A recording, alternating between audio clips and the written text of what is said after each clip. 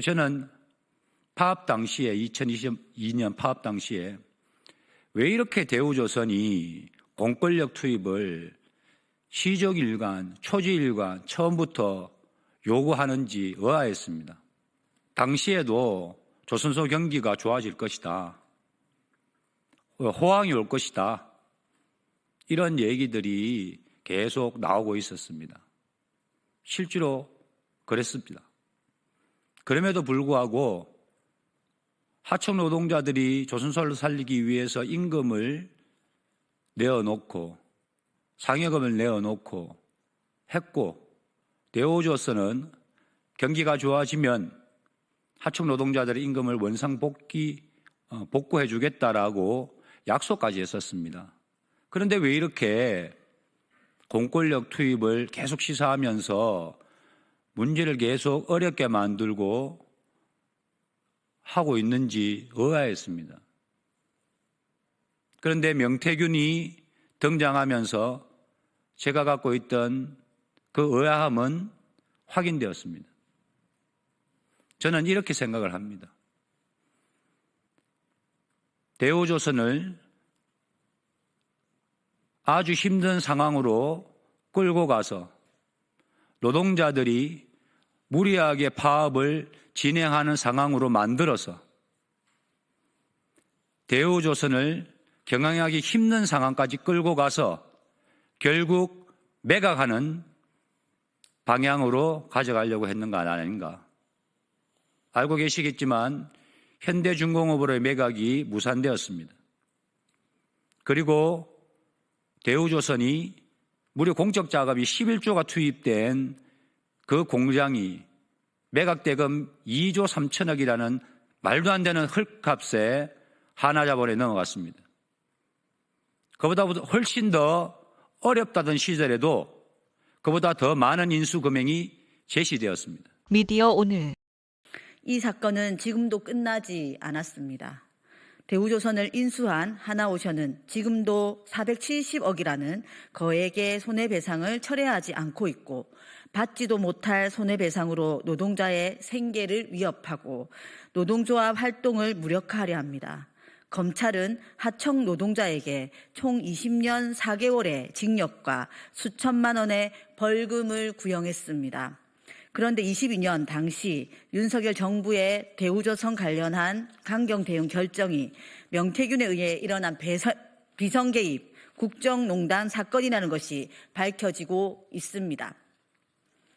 며칠 전 추가 공개된 명태균의 녹취록은 사건의 실체를 말해줍니다. 녹취록을 보면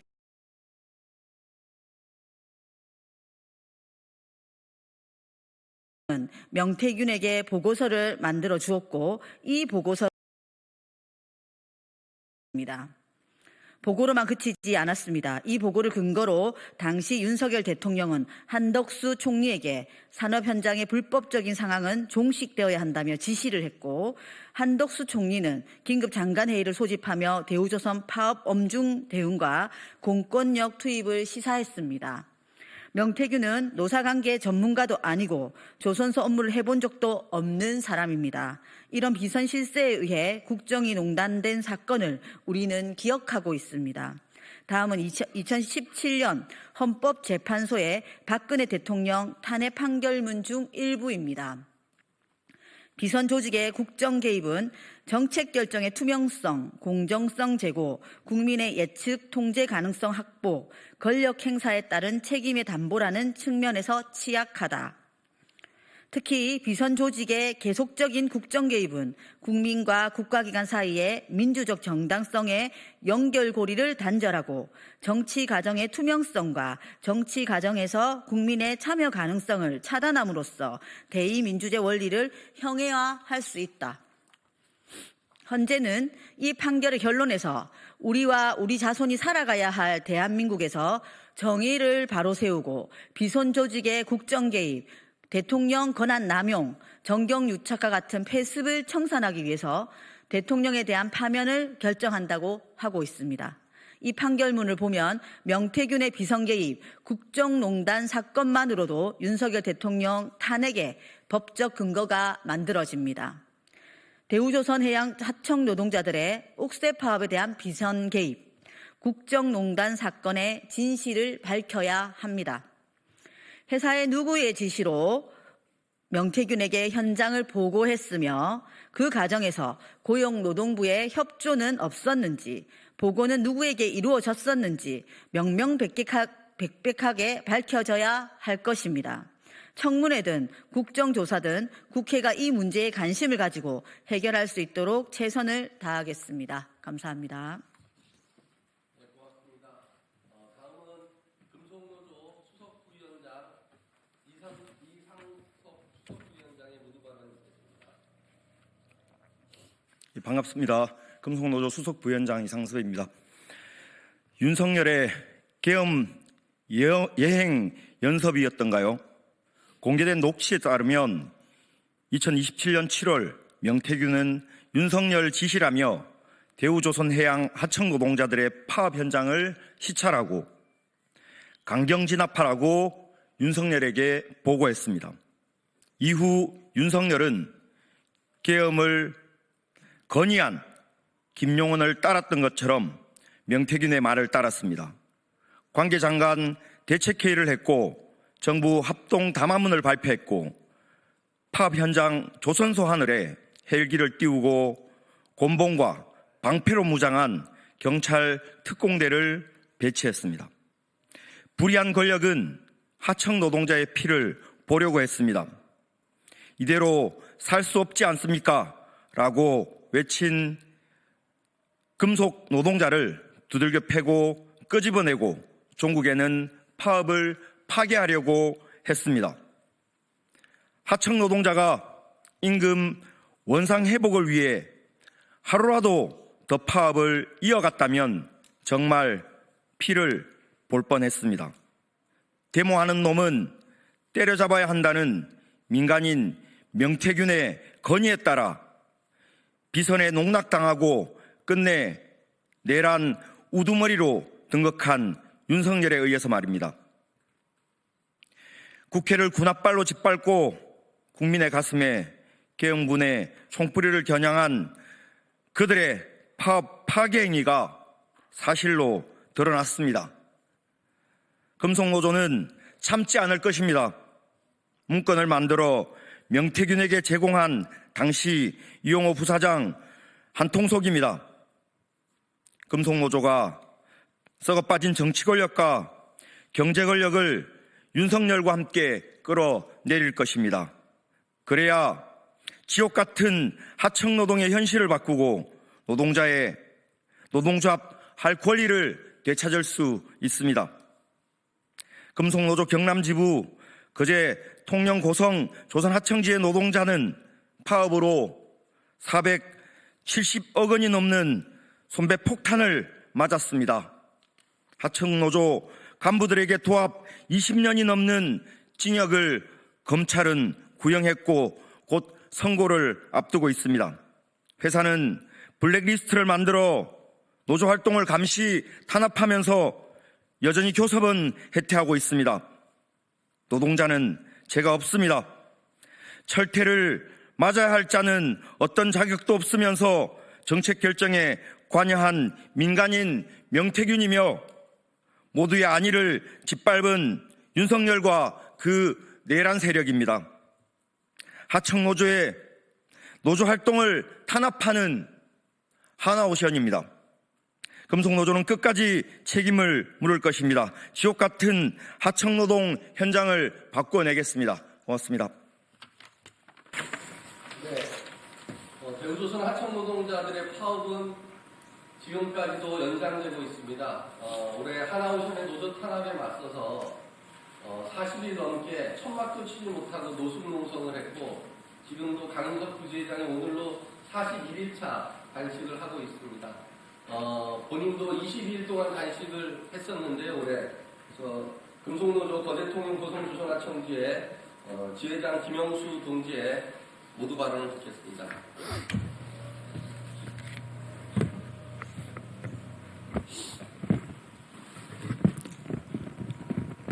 예, 이 자리를 빌어서 어제 불의의 사고로 유명을 달래하신 모든 분들에게 명복을 빈다는 말씀을 드리고 그리고 또 가족을 잃은 유족분들에게 위로의 말씀을 드리겠습니다. 우리가 보통 끼리끼리 모인다고 그런 얘기들을 사람들이 합니다.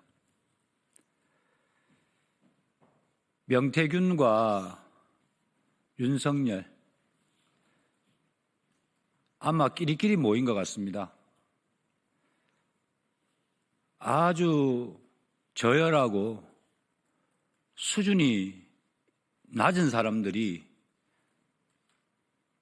이 대한민국의 권력을 가지고 아주 국가를 난도질하고 있다는 느낌을 지워버릴 수가 없습니다.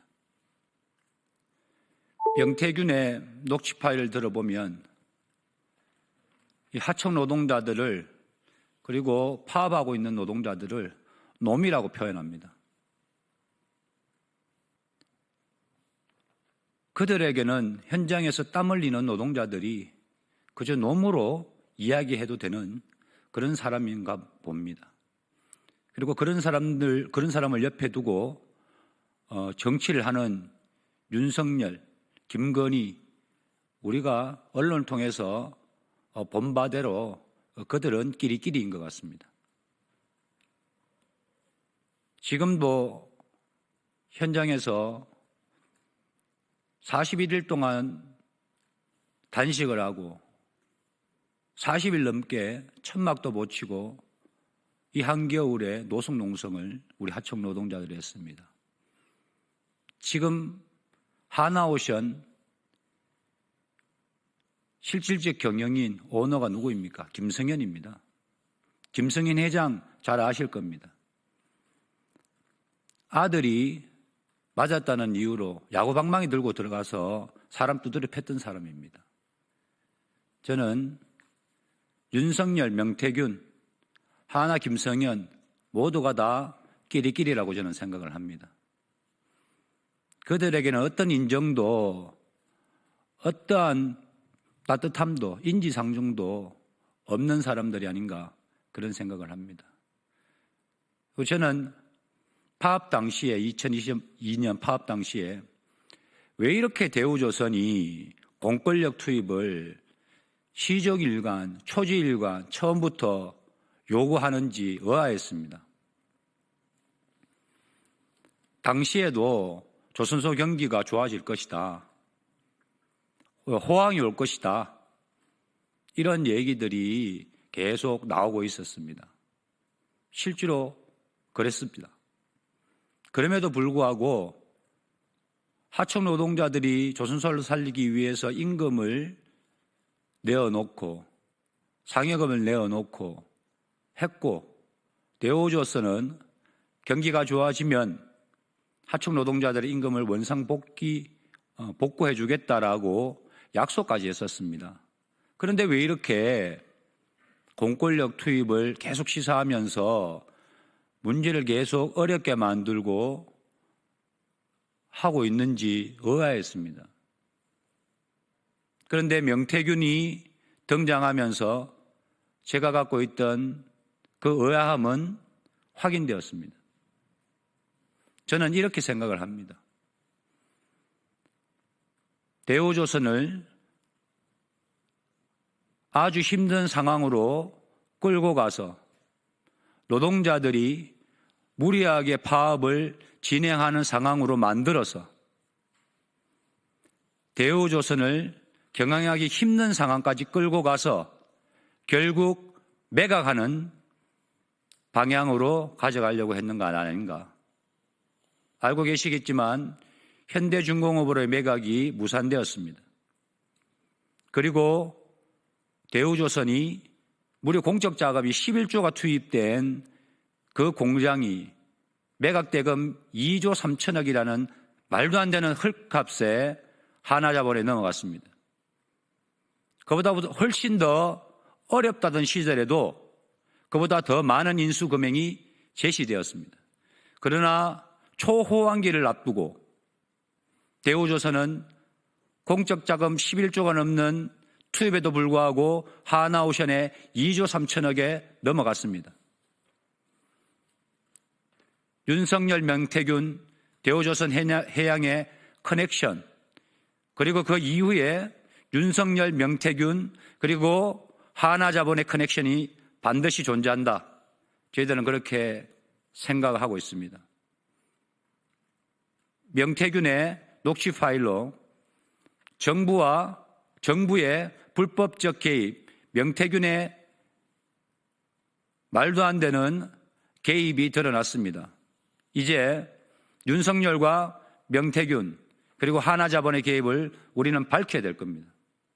이것이 진정한 51일 파업투쟁에 대한 사실을 확인하는 길이라고 저는 생각을 합니다. 이후에도 이러한 커넥션들을 밝혀내기 위해 저희들은 노력할 것이고, 그리고 지금도 여전히 차별받고 있고 여전히 위험한 현장을 바꾸기 위해서 노력할 것입니다. 감사합니다. 다음은 기자회견문 낭독이 있겠습니다. 기자회견문은